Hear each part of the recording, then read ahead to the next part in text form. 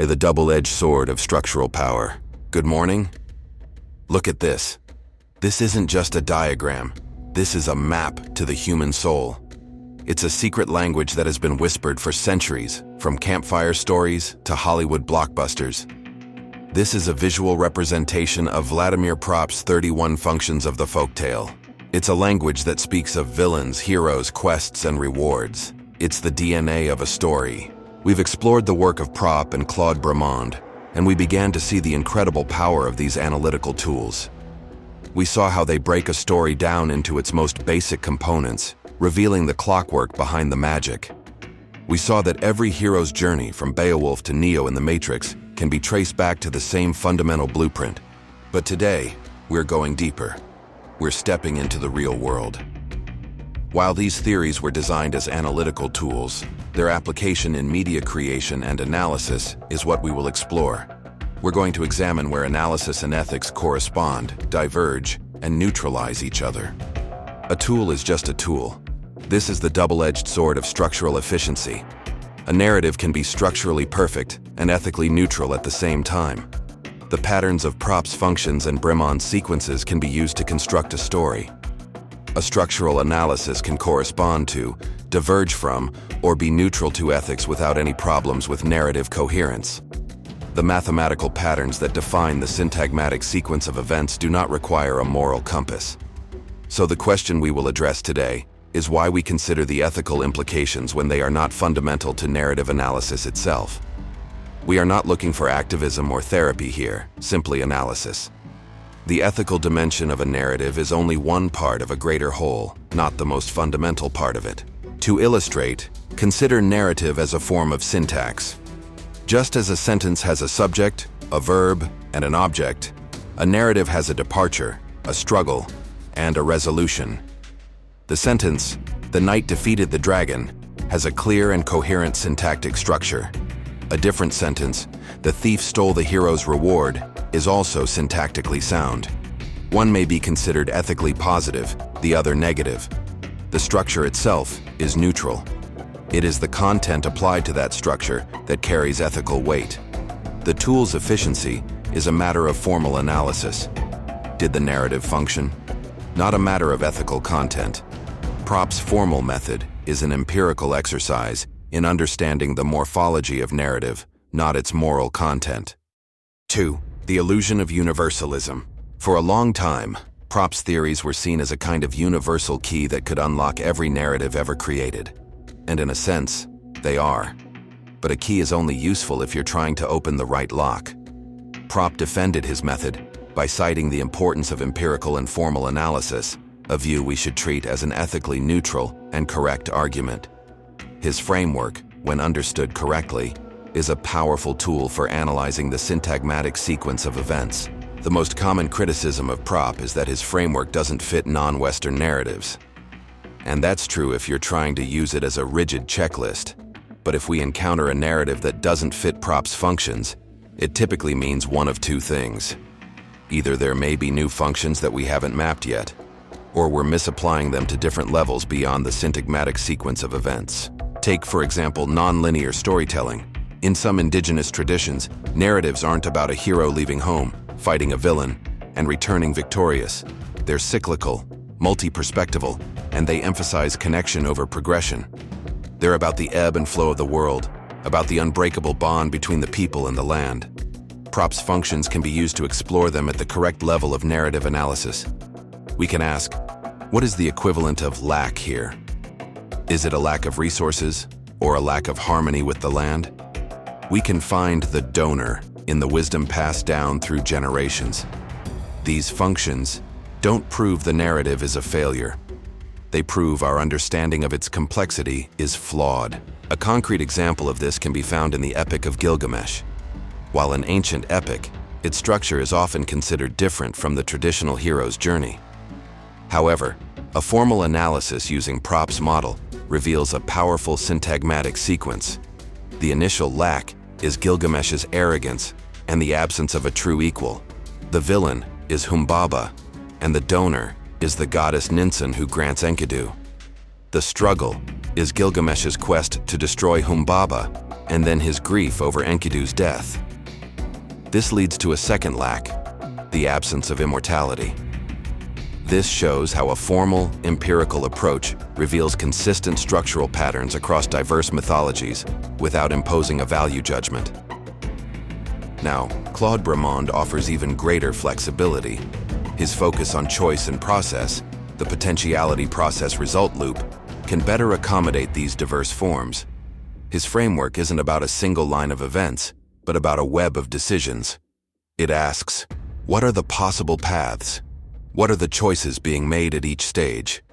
This is a far more fluid and dynamic approach for analyzing things like Dreamtime narratives, which are less about the end result and more about the ongoing process of being. For Gilgamesh, Bremond's model would focus on the choices: the choice to befriend Enkidu, the choice to kill Humbaba, the choice to seek immortality. Each choice creates a new potentiality and a new process, allowing for a more granular analysis of the narrative's decision-making structure. There is no danger in applying these tools to a culturally specific narrative. We can apply the principles of chemistry to a living organism, and by doing so we don't reduce the organism, we gain a deeper understanding. The goal is not to prove a story is a lesser form because it doesn't fit a particular model. The goal is to use the model to find the universal truth within the specific culture. It's about finding the human heartbeat within the beautiful, unique rhythm of a different drum.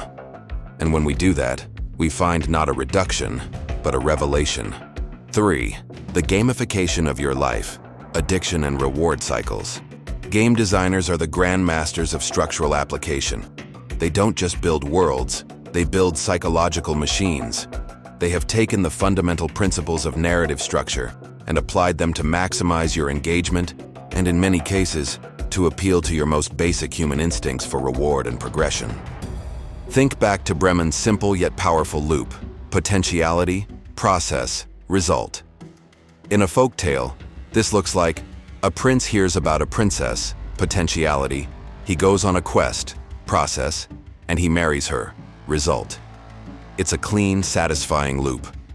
But in video games, this loop is not a straight line. It's an infinite, continuous cycle. Potentiality, the promise of a reward. It could be a legendary sword, a new character skin, or the next level. The promise is dangled in front of you. Process, the repeated action, the grind. Grinding for gold, opening loot boxes, daily logins. This is where you spend your time, your money, your life. Result, the immediate gratification that fuels the next potentiality. The flash of light, the triumphant sound, the satisfying numbers flying across the screen. This is the hit of dopamine, and it's designed to make you immediately want to get back to the potentiality stage, to do it all over again. This is the very essence of gambling, and it's why loot boxes are a multi-billion-dollar industry. They explicitly mirror the structure of a slot machine. The moment of potentiality, the spin, the opening of the box, is filled with exhilarating anticipation. The process is a single click. The result is the thrill of the win or the disappointment of the loss, both of which are designed to push you into the next loop. This isn't accidental, it's structural design. A specific example of this can be seen in RPG progression systems. The player is presented with the potentiality of leveling up and acquiring new skills. The process is the repetitive act of defeating monsters or completing quests to earn experience points. The result is the satisfying sound of a level up and the allocation of a skill point. This structural gamification pattern creates a compelling and repeatable narrative, even when the underlying story content is minimal. The same pattern is found in the daily quest model of many mobile games, where the potentiality of a small reward, in-game currency, a rare item, is offered for the process of logging in every day. The result is the minor payoff that encourages the next loop. This isn't about villainizing video games, it's about revealing the design patterns that can be found. It's about understanding that a brilliant, efficient structure can be used in different ways. Understanding the gamification of narrativity, which is the fluid essence of narrative, can prevent addictions. EV, selling you a story, persuasion and manipulation in advertising. If games sell you a feeling of purpose, advertising sells you an identity. They use the same structural principles, but instead of selling a reward, they are focused on persuasion. Narrative is a powerful tool for persuasion. Why? Because a story is infinitely more memorable and influential than a raw fact. You can tell someone that a car gets great mileage, and they'll forget it. But you show them a story about a family on a road trip, laughing and making memories in that car, and you've created a powerful emotional connection. Advertisers use Proppian structures to create a narrative of necessity. The narrative is simple. A problem is presented, a solution is found in the product, and a happy resolution is achieved. The hero is you. The villain is your problem. A dirty house, a lack of confidence, a boring life. And the magic helper, the donor, is the product itself. Consider a cleaning product ad. The Proppian narrative is clear and direct. Initial situation: a family's living room is a complete mess, a state of lack. Villainy: the mess prevents the family from enjoying their time together. Hero's departure: the parent is prompted to action. The cleaning spray is introduced as a special powerful agent. Struggle: the parent sprays and wipes the surfaces. Victory: the mess vanishes with a flash of light. Resolution: the family is now happy and enjoying the clean room. This is a classic Proppian sequence, a syntagmatic sequence of events designed to move from a state of lack to a state of resolution, and to tie that resolution to a product. And then there's Bremondian branching. Interactive ads and viral campaigns are masterful at this. They ask you to choose your own adventure within an ad. This creates an unparalleled level of engagement. You're not just watching, you're participating. And while you think you're choosing, you're really giving them invaluable data. They're tracking your preferences, your clicks, your choices, and using that data to build more sophisticated, persuasive narratives. The viral campaign that feels like a grassroots movement is often a means to spread a commercial message without full transparency. A food company, for example, might run a campaign where a celebrity chef asks you to vote on the next new flavor of a snack. Each flavor option is a potentiality. The act of voting is the process. The result is a new video showing the winning flavor's creation. Each choice creates a new narrative branch, all of which are designed to increase engagement and data collection. This is not subliminal messaging. It is subtle psychological persuasion through structural satisfaction. They are not just selling you a product, they are selling you a story about who you could be. And that story, that clean, simple, and satisfying narrative, is what hooks you. The realities of structural reductionism. We've talked about a lot today. We've seen how the same structural principles that gave us myths and folktales are now being used to sell us products and influence our habits. But with this knowledge comes a warning and a responsibility. The danger of what we've discussed today is that we might fall into the trap of oversimplification. We can reduce a complex, nuanced film like Blade Runner to a mere set of Proppian functions. And in doing so, we lose everything that makes it art. We lose the context, the theme, the artistic intent. We reduce the masterpiece to its paint-by-numbers form. This is the true danger of structural reductionism, the blindness that comes from seeing only the skeleton and forgetting the flesh. It also raises an interesting point. A structural analysis can directly address the subjectivist claim that individual interpretation and emotional experience are beyond analysis. When we can see the structural levers that elicit an emotional response, it becomes clear that there is a reproducibility to our experience. Our feelings are not entirely inaccessible or random. They are, in part, a predictable reaction to a well-built structure. This doesn't invalidate our feelings. It just means we can understand them better. This brings us to the core of the issue. Are these tools prescriptive or descriptive? Are they just a way to describe how some stories are, or are they a map for how all stories should be?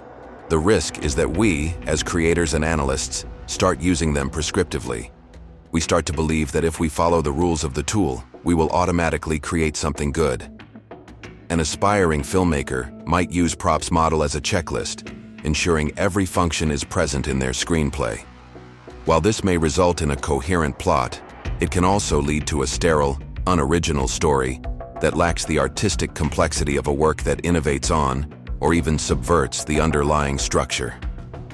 The descriptive analyst, by contrast, studies how a film like Quentin Tarantino's Pulp Fiction deliberately fragments and rearranges its syntagmatic sequence, and then uses the tools to explain why the narrative still holds together. The power of these tools is immense. Use them ethically. Use them to build beautiful, meaningful stories. Use them not to create addiction, but to create understanding.